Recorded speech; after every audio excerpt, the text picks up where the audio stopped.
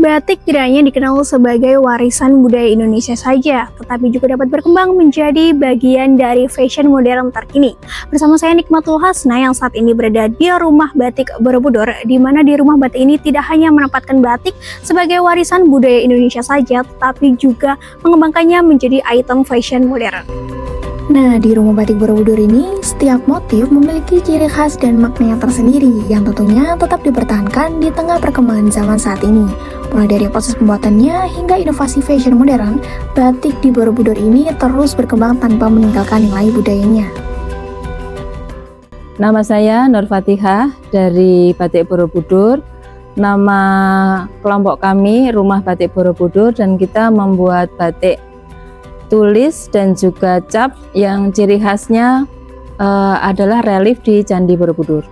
Awal berdirinya Batik Borobudur ini malah ada peran serta dari UNESCO. Jadi dulu untuk batik sendiri itu di luar negeri juga diperebutkan dari mana atau bisa diakui dari mana, seperti itu. Dan dengan kayak diskusi yang alot, akhirnya batik itu jatuh ke warisan nenek moyang Indonesia.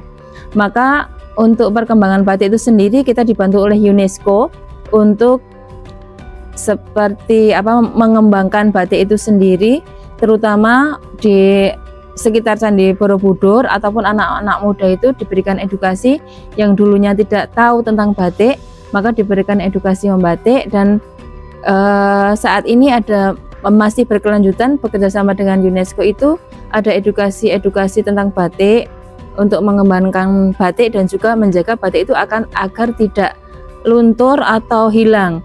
Jadi memang sebagai warisan nenek moyang kita lestarikan dan kita jaga sampai sekarang. Kalau kami ciri khasnya memang dari awal itu motifnya mengangkat relief yang ada di Candi Borobudur. Terus untuk pewarnaan sendiri, kami ada pewarnaan alam dan juga ada pewarnaan sintetis. Kadang-kadang tamu itu kan ada beberapa hobi atau sukanya apa gitu nih. Ada yang memang suka pewarnaan alam, tapi ada juga yang pewarnaan sintetis. Kalau pewarnaan alam itu kan cenderung kalem, tidak mencolok. Tapi memang kalau pewarnaan sintetis itu dengan warna-warna yang terang, kadang-kadang konsumen itu dengan berbagai macam selera, seperti itu. Memang kami juga membuka kelas edukasi, itu mulai dari PAUD, TK, SD, SMP, SMA, bahkan dewasa ya. Jadi kita juga membuka kelas edukasi batik itu, dan alhamdulillah banyak sekali respon dari mereka yang penasaran dengan batik. Mereka datang ke showroom kami untuk belajar edukasi membatik, dan juga banyak juga yang suka dengan batik kami karena batik kami dengan ciri khas tertentu itu, dan tidak sama dengan batik-batik yang lain, maka ciri khasnya menarik. Mereka jarang sekali ada yang dengan motif relief yang kami angkat ini. Kami juga ada beberapa kali kayak fashion show. Lalu kami mengkombinasikan antara batik ini dengan kain lurik atau kain polos atau kain lainnya. Jadi ada juga batik itu yang kita bikin kombinasi dan tidak monoton batik secara full atau monoton gitu.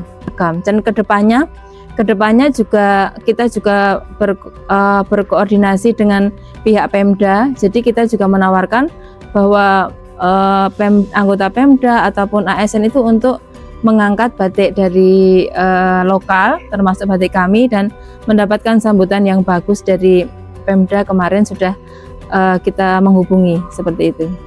Sebenarnya ini kan batik itu warisan nenek moyang kita, dan di luar negeri juga sudah dikenal bahwa batik ini adalah berasal dari Indonesia. Maka untuk anak-anak muda itu kita juga menyarankan untuk edukasi membatik itu sendiri, dan mulai menanamkan untuk mencintai batik. Dengan perkembangan zaman mungkin batik itu tidak monoton lagi dan bisa dikombinasikan, dan bahkan cara pembuatan batik itu secara kekinian bisa dikembangkan yang bisa disukai dengan anak-anak muda juga, selera tidak dulunya itu satu kecamatan itu kan memang ada pelatihan dari banyak tempat itu ya. Tapi kalau memang kalau batik itu berdiri sendiri itu tidak mudah karena prosesnya dari pertama itu menggambar, terus mencanting, terus mewarnai, melorot, dan ujung-ujungnya juga pemasaran itu butuh kerjasama banyak orang. Jadi kita disarankan untuk berkelompok.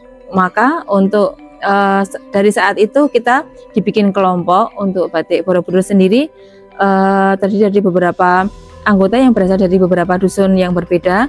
Jadi kita berkelompok, ketika kita berkelompok pekerjaan yang berat itu kita rasa lebih ringan, seperti itu. Nggak cuman itu, di Rumah Batik Borobudur ini juga punya berbagai macam motif batik dengan ciri khas dan tentunya dengan makna yang berbeda-beda. Menariknya, sekarang batik juga dibuat lebih modern dan stylish. Jadi tetap cocok dipakai di era fashion saat ini.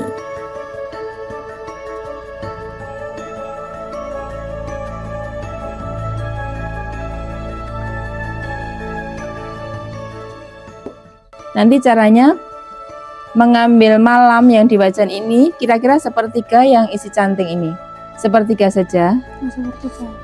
Terus posisinya seperti ini, miring, tidak vertikal, tidak horizontal tapi miring. Terus kain yang mau kita canting ditaruh di telapak tangan. Fungsinya malam itu penghalang warna. Jadi ketika kain kita kasih malam, berarti nanti itu terhalang dari warna yang akan kita celup. Jadi fungsinya malam adalah penghalang warna. Pertama ambil sedikit aja, ini posisi miring ya, ini juga miring. Terus ini ambilnya kira-kira sepertiga. Terus posisi begini boleh dicoba dulu ngalir atau tidak. Kalau udah ngalir berarti lancar. Terus kalau gini berarti netes terus? Iya, berarti gini? Otomatis begini, ya miringnya seperti ini. Sekitar berapa? 45 derajat segini ya. Nah, jadinya ini nanti ditempelin di motif, terus berjalan pelan-pelan. Dan ternyata di balik fashion batik yang terlihat modern saat ini, ternyata ada proses yang panjang dalam pembuatannya.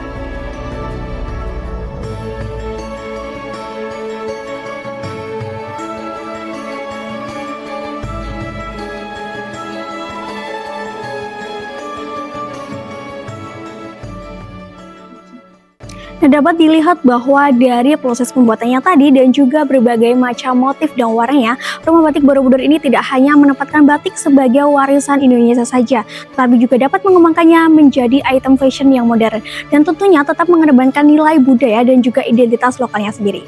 Saya Nikmatul Hasna melaporkan langsung dari Rumah Batik Borobudur.